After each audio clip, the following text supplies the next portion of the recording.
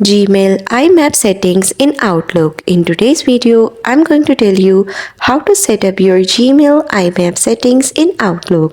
The process is simple, you just have to follow me till the end. First, open your Gmail account in a web browser. Now here, click the gear icon, choose See All Settings. Go to the Forwarding and Pop IMAP tab and make sure IMAP is enabled, then Save Changes. Then open Microsoft Outlook on your computer and go to File to add your account. Enter your Gmail address and click Connect. If Outlook does not auto-detect settings, select IMAP manually by entering any of these.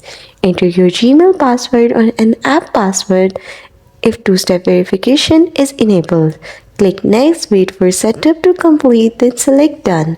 Your Gmail is now synced with Outlook using IMAP. And that's how you will be able to set up Gmail IMAP settings in Outlook.